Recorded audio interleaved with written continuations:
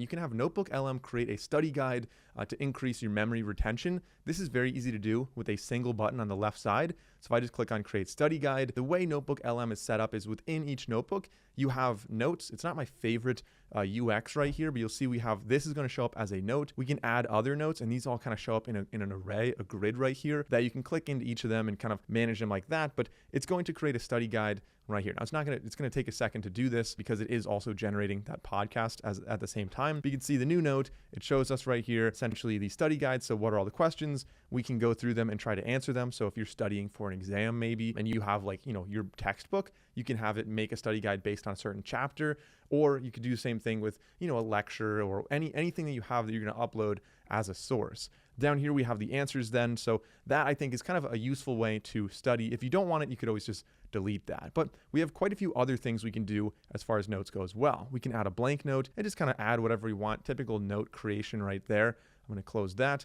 And we could also convert all the notes to a source.